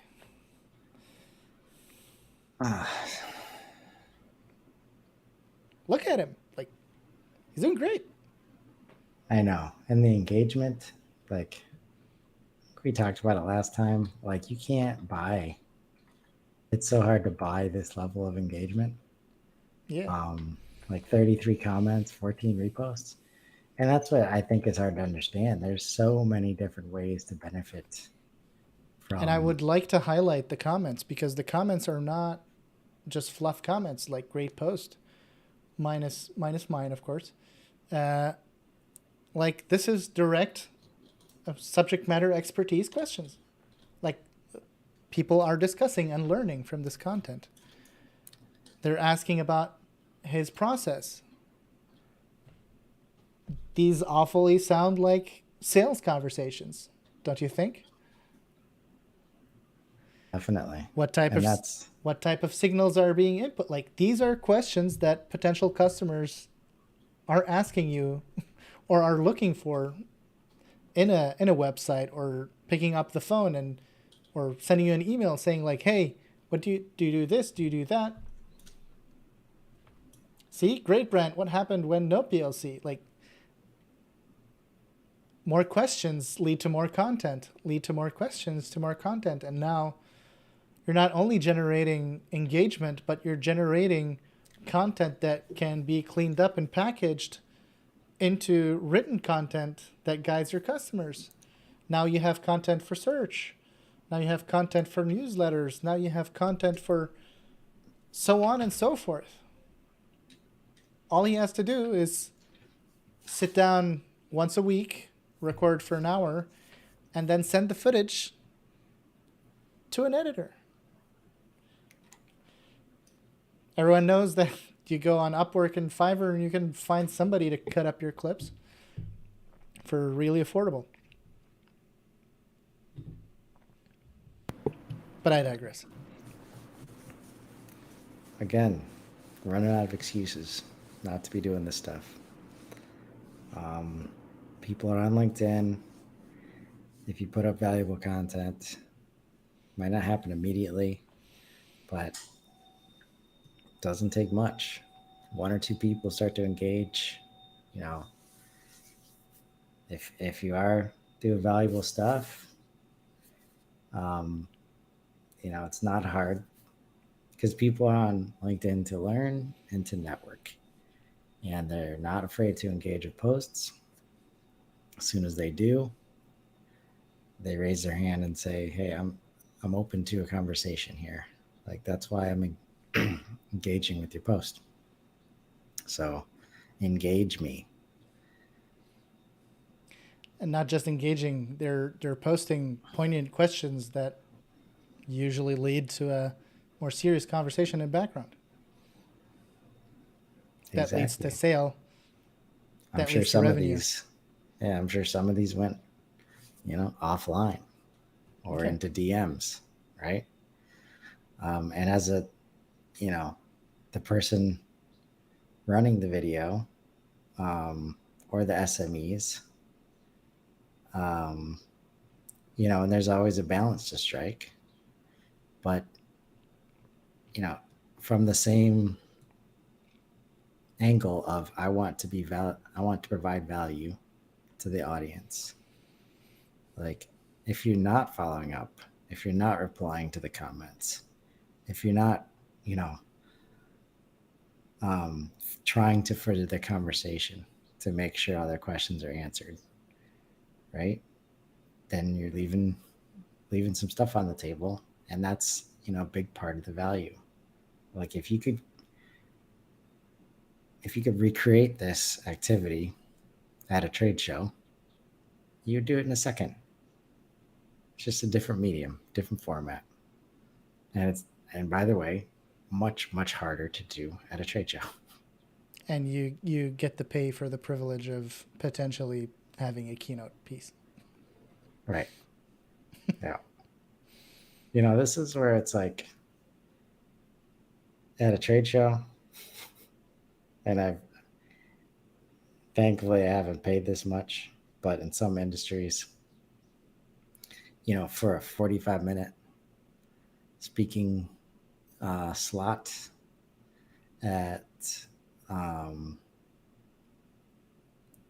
at a trade show, it could be $15,000 just to be able to, and then they don't even record it, right? And then there's like 20 people. You're not allowed to record it. In some cases, yeah. And then there's like 20 people in the audience. You're putting this on LinkedIn. And we've shown how easy it can be to get impressions. Like, you get over, yeah. Maybe we're going to talk about this every week. I don't know. But it's just like, that's until it sticks, we're going to keep hammering it home. Right? Yeah. No. It's just start making the content. Do you want to take a moment and grab a glass of water? Yeah.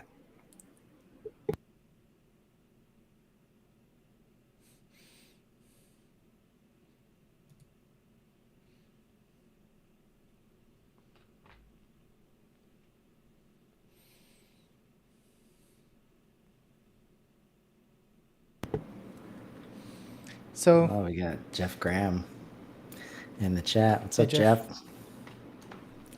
How's it going? Well, that's what happens when you get 4 notifications, right? Anyway, our next post comes courtesy of Ashley Lewin, Senior Director of Demand Generation at Refine Labs. This post is about shifting from lead gen to demand gen, and she goes through a 9-phase process. I took the liberty of summarizing this process, but I do find it interesting and I wanted to talk about it. So, for Ashley, the first phase is research. Gather data on current pipeline, funnel, and paid media to understand the business's current state. Anytime you're thinking about shifting from lead gen to demand gen, you already have a program in place, a lead gen program in place. And the only reason why you would want to shift from it if it's not working. If you believe it's not working, but other people don't, then you have to show them. And this is kind of the first half of this process. So researching current state, that's phase 1. Phase 2 is planning. You have to create a marketing plan with short and long-term recommendations for a shifting strategy. Everybody knows that leaders don't like uncertainty. And by creating this marketing plan, you make them more comfortable that they're knowing what can potentially be coming down the line. Next step is MVP launch, minimum viable product.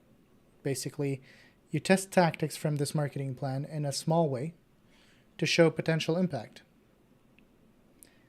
And once you show this potential impact on a small sample size, then now you're ready to pitch.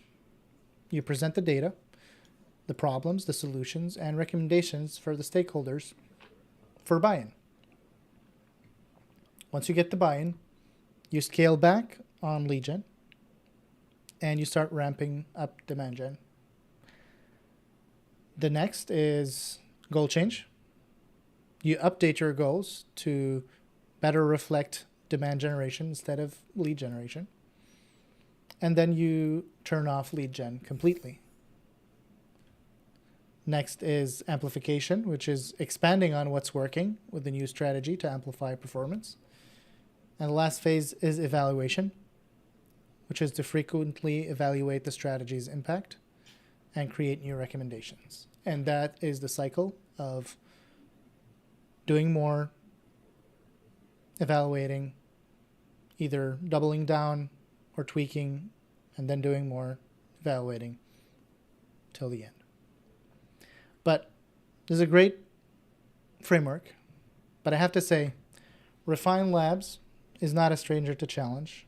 They have been challenging the status quo ever since their founder, Chris Walker, started engaging on LinkedIn in early 2019. But that approach has some implicit buy-in that the team is able to spend some of the marketing resources to do this exploration in the first place. So I find that there is a piece missing. Phase 0 is how to get buy-in to do all of this in the first place.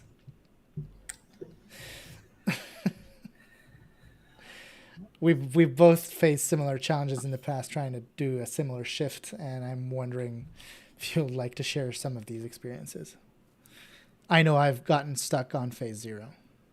Yeah. It's just how much of this stuff is so foreign to this industry. Gathering data on current pipeline. Oh, I would love to do that. Current pipeline and funnel. Like how long does it take to close a sale? Oh, it'd be nice to know when the process even started. And like we talked about earlier, the need to see more data, more evidence that this stuff works. There's, test tactics from the marketing plan in a small way. Like, oh, but it's got to be a statistically significant sample size. Oh, and it's got to be with this specific, person that I think we should be targeting, not whoever you targeted, Salim. Like, how do I trust that data? Just doing and this is so much like product development, right? It should not be a foreign concept to do these exact gates because it's exactly what you do, for product development and product launches and, all the stuff that engineers and scientists are used to doing. They're just not used to doing it in this domain, and lastly,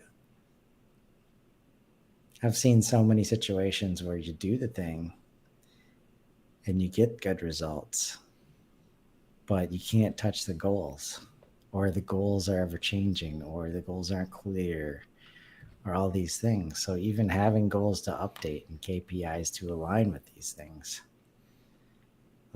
would be nice. But that is a very important part, because if you can't get that change, then you're always going to be asked to get leads. So just another example, I think, of marketing to marketers. Yeah. Right. In fact, a lot of what Chris Walker advocates for is don't judge the marketing efforts in a silo. Judge the whole revenue operation on how effective it is to generate leads. How far-fetched is that in a lot of the industrial organizations that we have been privy to? I've never heard of it. It's tough. Yeah. It's a mountain to climb. That's for sure. Can we just like, lead gen, leads. I'm just getting more and more, I'm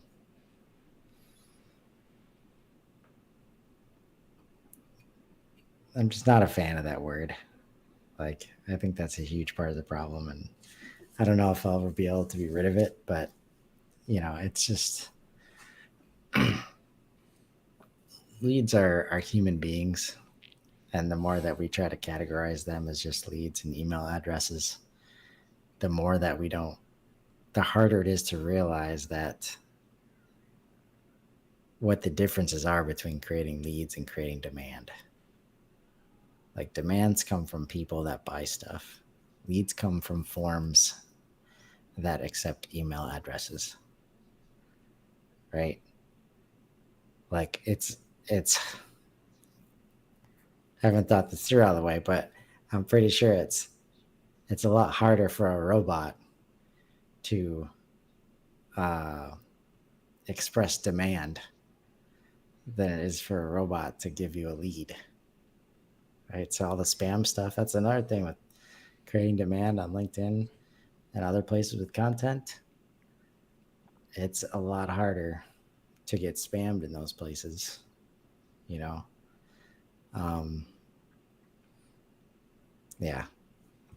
Until we can stop focusing on lead generation and leads, and start bringing in people and relationships, like, it's going to be a tough go. And I do find some, dare I say, hypocrisy, because a lot of the industrial sales teams rely on that relationship building and humanizing of these people. But then they turn around to the marketing teams and say, where are the leads?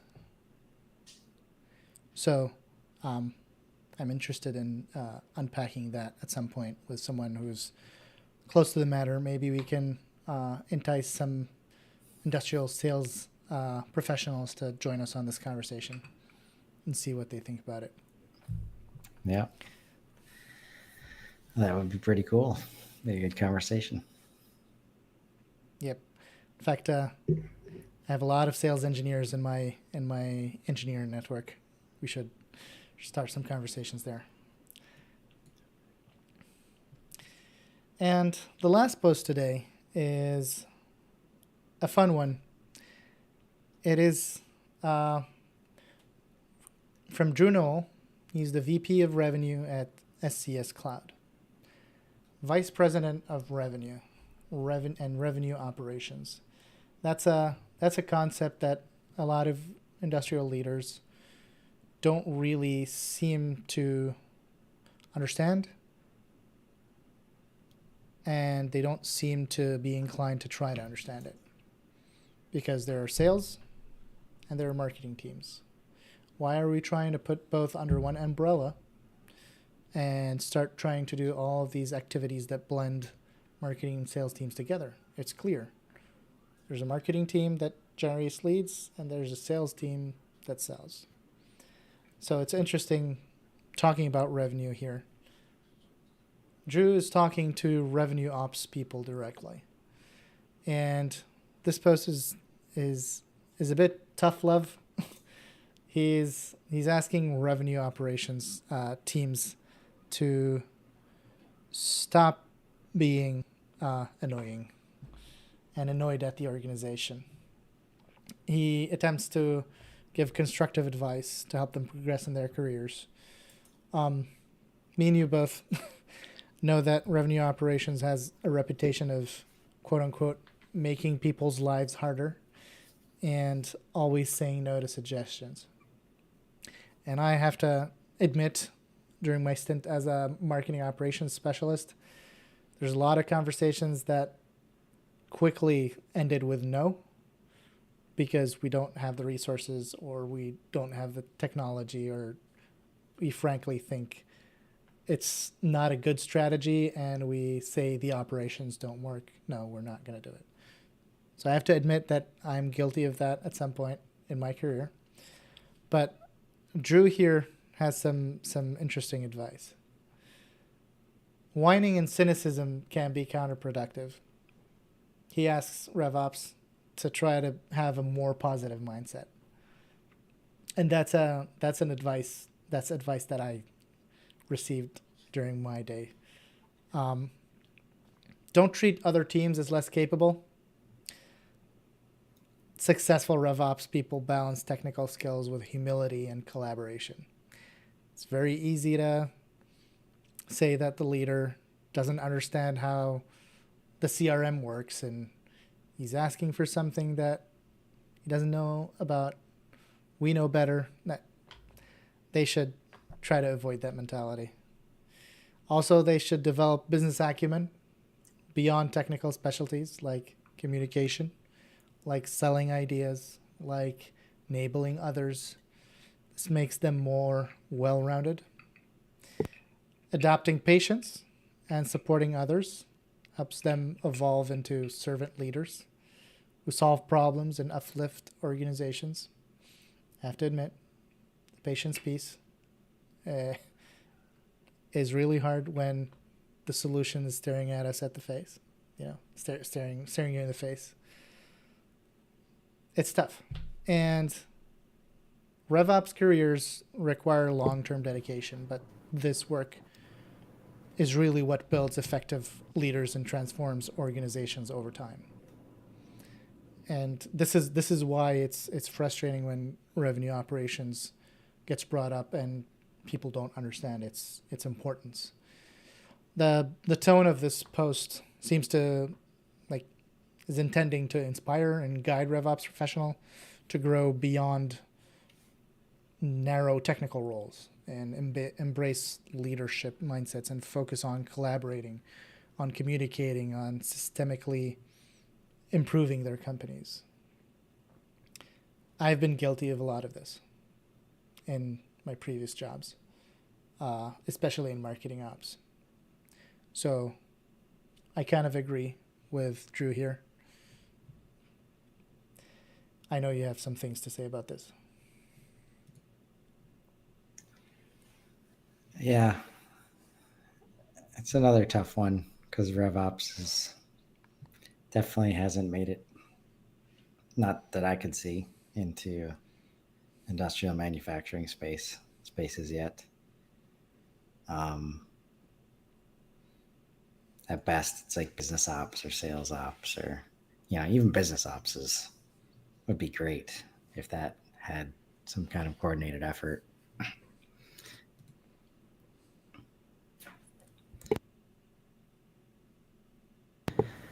But I think,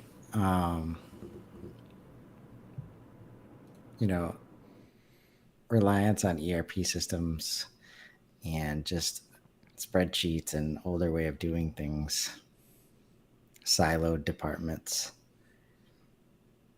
all that lends itself to not advancing and understanding how important this role in this department is. And it's a big piece of the transformation. Like he says, these are one of the key departments that it's going to transform the organization.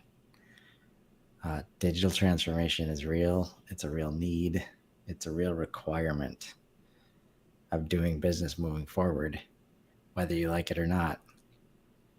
And this is the department that's going to get it done for you.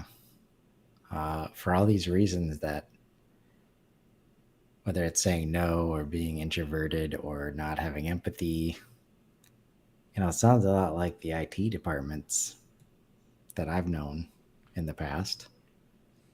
And it's one of the reasons IT is not going to get this done for you. Like, the whole reason for being is to align revenue generating activities with IT systems and infrastructure, with customer data at the center and customer experience as one of the primary outcomes of doing this. Making sure that customer data is available and easy to get to from internal customers and the customer facing teams so that they can serve, the modern buying and the modern customer experience to modern buyers and modern customers. So it's unfortunate, but also like this is where you got to be careful as a RevOps evangelist. As we mentioned earlier, engineers and industrial mindsets are hesitant to change, hesitant to try new things. And if you come at them with a new idea, a new concept, and act like you're better than them, that you know more than them, that's a quick tour out the door. So definitely have to have some empathy, understand the knowledge levels that you're working with, not only about them not knowing about these concepts. It's interesting. They can not know about the concepts. This is where common language becomes important. But they're intelligent people, right? And sometimes, if it is clear enough, and they haven't formed an opinion yet because it is completely a new thing. If you explain it in a common sense way, I've had many colleagues where a lot of the stuff that can be hard to push through, I explain it one time and they get it and they love it. The difficulty becomes when you have to do that throughout the organization, and it always has to be one-on-one communications. It's difficult, but again, that's where RevOps is supposed to play a role, make it easier for internal communications to happen. And it's going to be an important part of organizations moving forward. I wanted to highlight some recent insight I've seen from a certain developer of RevOps enablement add-ons on a CRM. I'll not clarify who that is, but their take has been diametrically opposite to this.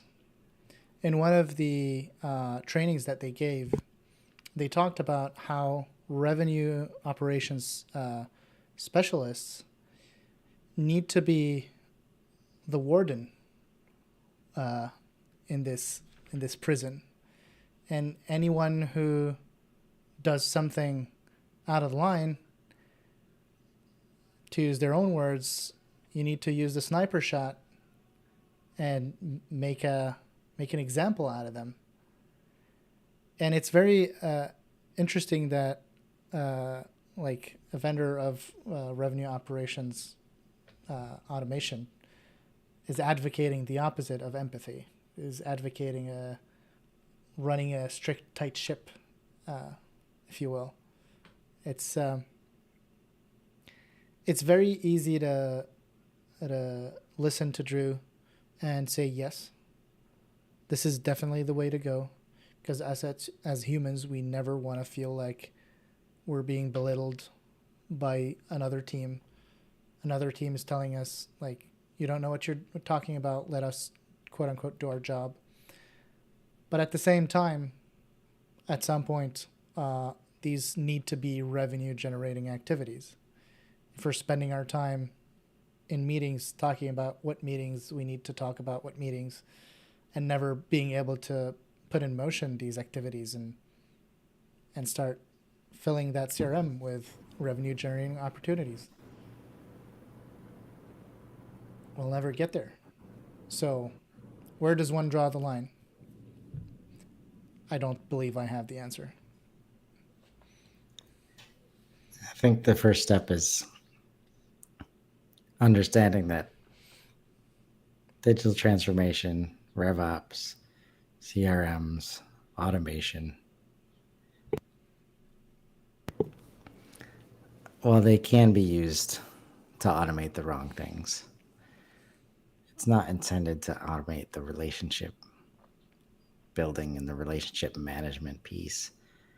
You should be automating every admin activity you can so that you have more time to do sales, to build relationships, to network, to create content, to do all of the things that help you drive more business, help you build more business, and help you close.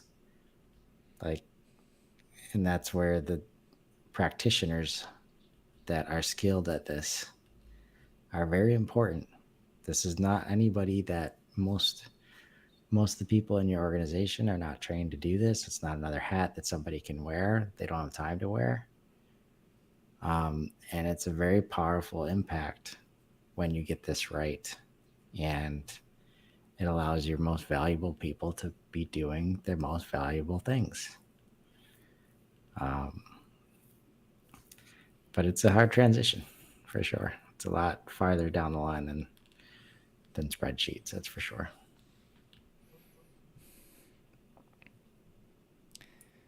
I think it's we're at almost 2.5 hours. I think it's right time to wrap this up. Thank you, Jeff, for watching. And we'll see you in the next one. Have a good